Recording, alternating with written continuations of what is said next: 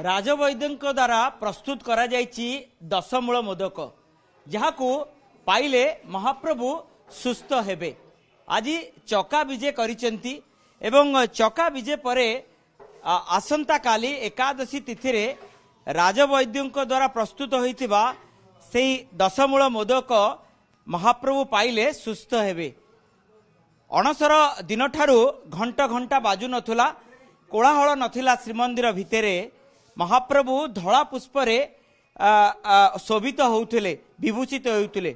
किंतु आसंता काली एकादशी तिथि रे घंटा घंटा बाजिबो, कोलाहल हबो एवं रंग बेरंगर पुष्परे महाप्रभु विभूषित हेबे एवं खंडुआ पाट परिधान करिवे।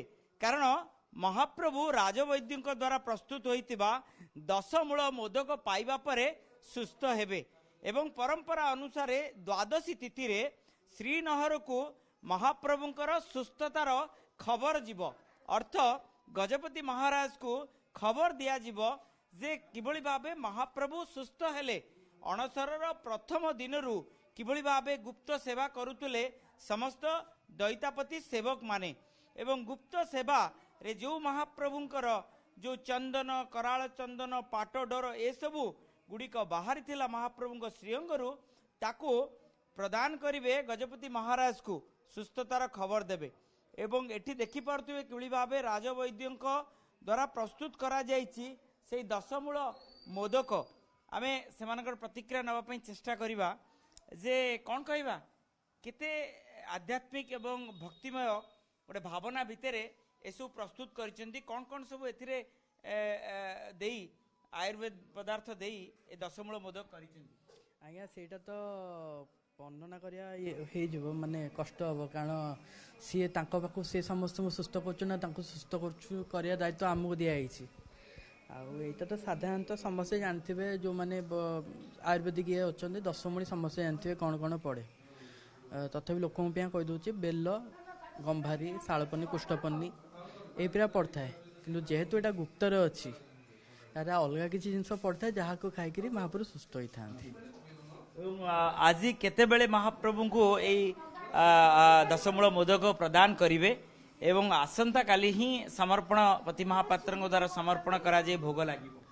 यहाँ हूँ आमर मध्याह्न धूप पर मैंने कि गादरे कमांडर को दिखाई थाए। आज चक्का विजय हो सारा पर सी हूँ दिया हुए खाया। मु कैमरा पर्सन सोमनाथ को कहबी आउ थे देखिए किभली भावे विभिन्न प्रकार औषधीय द्रव्य दिव्य द्रव्य मिश्रण रे प्रस्तुत करा जायछि एवं मोदक भावे प्रस्तुत करा जायछि, गुळा गुळा करा आइछि। एवं जो माने प्रस्तुत करूचंती राजवैद्य परिवार लोक मानकर प्रतिक्रिया नबा। सर कोन कहबा केते भक्ति केते भाव केते विश्वास, कारण सी होचंती विश्वासर ठाकुर, सी होचंती भावर ठाकुर, सी होचंती भक्तिर ठाकुर। हाँ विश्वास बहुत ये सेवा मिलवा पे तो बहुत खुशी अंतर बहुत खुशी सेवा मिलला। सी तो समस्त भल कर भल कर शुभ देते बहुत बड़ कथा। आउ तो तैयारी स्वाद जिनस पड़े कारण से होती मधुरम ठाकुर से स्वाद जिनस न पड़े भल लगे स्वाद जिनस मिक्स दिया भल निश्चित। माँ कौन कहवा आपण तो राजवैद्य परिवार आपण आम देखीचु केउ कालरू आपण एभली भावे करूचंती दशमूल तमें मूल आसवा कथा तमें कुआड जाइछले किभली भावे प्रस्तुत करिसेंती मां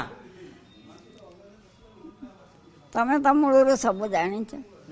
आउ अधिका मु कोन कहि पारि कह जगन्नाथ दयारू सब जाइते से भलरे भलरे होइके सेगला आ कोन जदि कहिबार अछि कह। केते भक्ति केते भाव केते विश्वास रे एहा को प्रस्तुत करिसेंती, कारण आमे देखुछु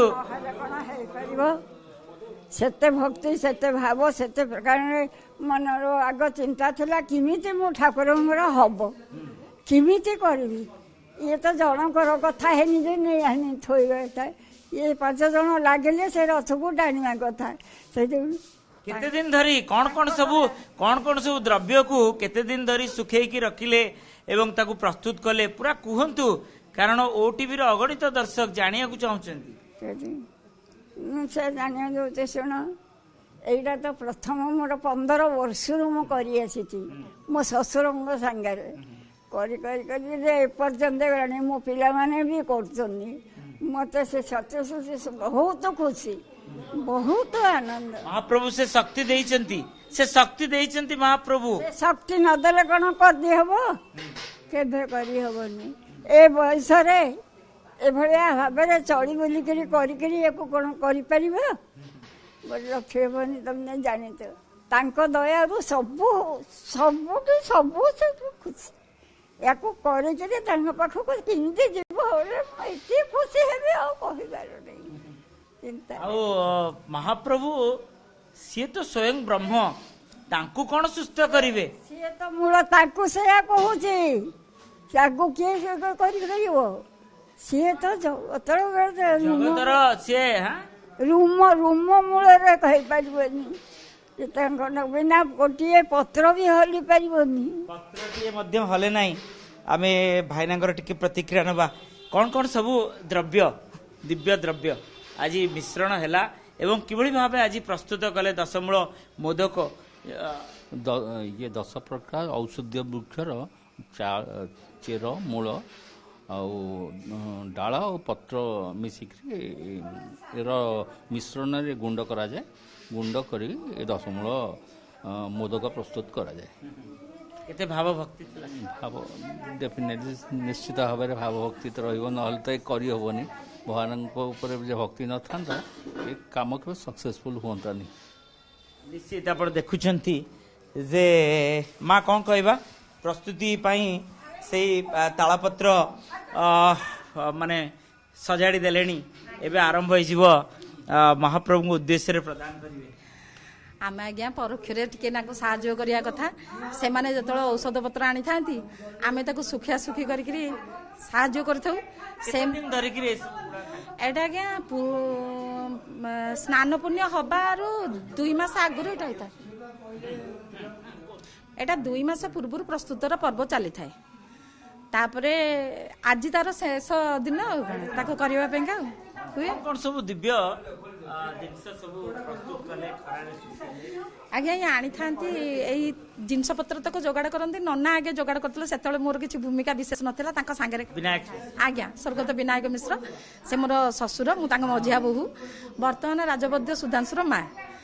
ଏକୁ ଯୋଗାଡ଼ କରିବାରେ ହେଲେ ଆମର ସାନ ବଡ଼ ନଣଦେଇଙ୍କର ଏଥିରେ ବହୁତ ଭୂମିକା। ସେଇଟା ଆଣିକିରି ସବୁ ଯୋଗାଡ଼ ଯନ୍ତ୍ର କରିଥାନ୍ତି। ତେଣୁ ଏଇଗୁଡ଼ାକ ଶୁଖାଶୁଖି କରିକିରି ତାକୁ ଗୁଣ୍ଡ କରିକିରି ରଖିଥାଉ।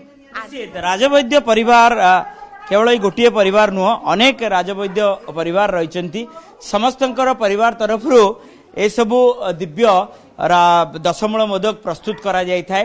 ଆମେ ଏବେ ଅଛୁ ସ୍ୱର୍ଗତ ବିନାୟକ ମିଶ୍ରଙ୍କ ପରିବାର ଯେଉଁଠି 10ମୂଳ ମୋଦକ ପ୍ରସ୍ତୁତ କରୁଛନ୍ତି। ତେଣୁ ଆମେ କହିପାରିବା ଭକ୍ତି, ଭାବ, ବିଶ୍ୱାସ ଏବଂ ଯେହେତୁ ସେ ଭାବର ଠାକୁର, ଭାବଗ୍ରାହୀ, ତାଙ୍କ ନିକଟକୁ ପଠାଯାଉଛି 10ମୂଳ ମୋଦକ। ଆଜି ଚକା ବିଜେ ହେବେ। ମହାପ୍ରଭୁ ଧୀରେ ଧୀରେ ସୁସ୍ଥ ହୋଇସାରିଲେଣି ଏବଂ ଚକା ବିଜେ ପରେ ଆସନ୍ତାକାଲି ଏକାଦଶୀ ତିଥିରେ ସନ୍ଧ୍ୟା ଧୂପ ଶେଷ ହେବା ପରେ ହିଁ ଏ ସମସ୍ତ ନୀତିକାନ୍ତି ସମ୍ପନ୍ନ କରାଯିବ। ଶ୍ରୀମନ୍ଦିରର ସେହି ଅଣସର ଗୃହରେ ପତି ମହାପାତ୍ର ସଂସ୍କାର କରିବେ ଏବଂ ସମର୍ପଣ କରିବେ ଏବଂ ରାଜବୈଦ୍ୟଙ୍କ ଦ୍ୱାରା ପ୍ରସ୍ତୁତ କରାଯାଇଥିବା ସେ 10ମୂଳ ମୋଦକ ଯେତେବେଳେ ମହାପ୍ରଭୁ ପାଇବେ, ମହାପ୍ରଭୁ ସମ୍ପୂର୍ଣ୍ଣ ସୁସ୍ଥ ହେବେ। ଘଣ୍ଟ ଘଣ୍ଟା ବାଜି ଉଠିବ ଏବଂ ବିଭିନ୍ନ ପ୍ରକାର ରଙ୍ଗ ବେରଙ୍ଗର ଫୁଲ ଏବଂ ତୁଳସୀ ଏବଂ ପାଟ ଖଣ୍ଡୁଆ ପରିଧାନ କରିବେ। ତେଣୁ ନିଶ୍ଚିତ ପକ୍ଷେ କହିପାରିବା ଆଉ ଗୋଟିଏ ଦିନ ପରେ ଖୁସିର ମାହୋଲ ଖେଳିଯିବ ଶ୍ରୀକ୍ଷେତ୍ରରେ, ବଡ଼ଦାଣ୍ଡରେ, ଶ୍ରୀମନ୍ଦିରରେ।